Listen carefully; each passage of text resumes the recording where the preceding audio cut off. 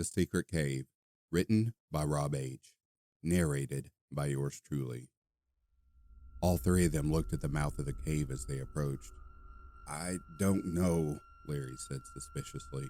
It looks pretty dark and creepy to me. He glared into the darkness harder, trying to make out anything, but couldn't see more than 10 feet inside the opening. Well, we gotta hide out somewhere, Jack said defiantly. We can't go back to our houses. That's the first place the cops will be looking. He's right, Danielle said calmly. We just stole over $500,000. We have enough supplies to last us 2 weeks, and this place is perfect. No one ever comes here. Do you blame them? Larry asked, trying not to show his fear. Jack mocked. Stories, and not very good ones either. Now come on, let's get inside. They moved into the cave carefully, each of them holding a torch. We have to get deeper inside so no one sees the light of our fire, Jack said commandingly.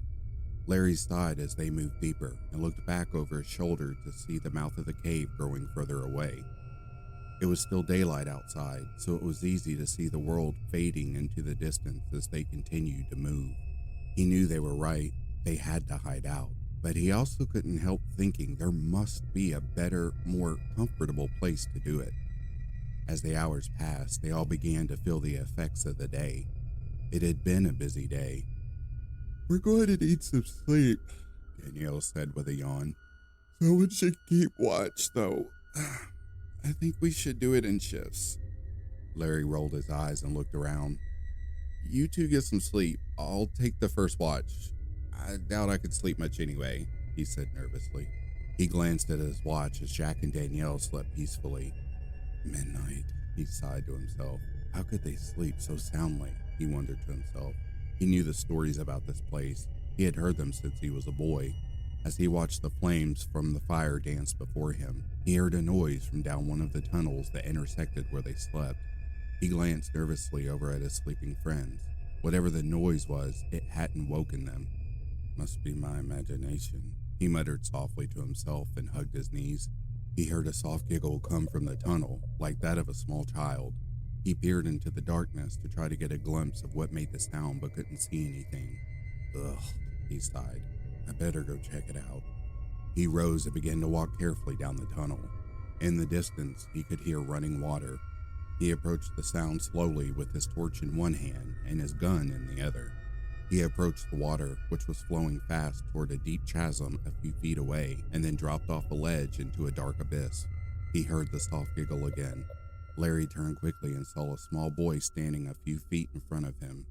He held up the torch and playfully said, Well, what are you doing in a place like this? The child remained silent with his head hung, looking at his feet. His hair hung over his face, so it was impossible for Larry to see any of his features. He could tell the child was thin, almost to the point of emaciated.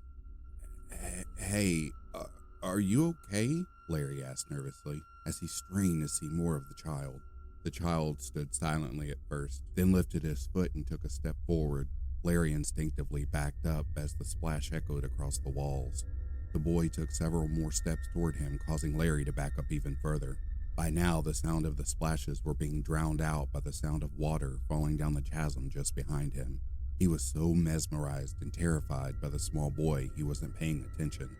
His foot reached the edge and he stopped and looked down in the darkness. Water fell over the edge of a hole about 5 feet in diameter and disappeared far below somewhere. He didn't hear it hit anything, so he knew it must go on for quite a while.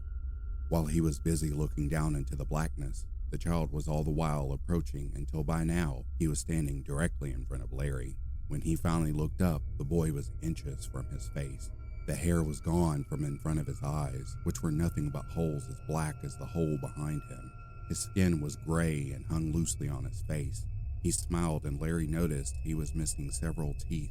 In a gravely voice, the boy asked, Do you want to play with me? Larry was so surprised he forgot about the hole just behind him and jumped back. His screams echoed throughout the tunnel as he fell into the endless blackness until they faded into nothing. The boy lowered his head again, let out a small eerie giggle, and turned away from the hole. Danielle and Jack both woke from the sound of Larry's scream echoing throughout the cave. What the hell? Jack said as they both jumped to their feet.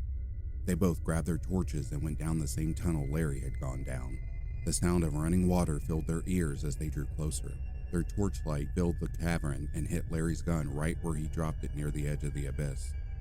"Oh shit," Danielle said as she looked down into the darkness. "You don't think he—" she began.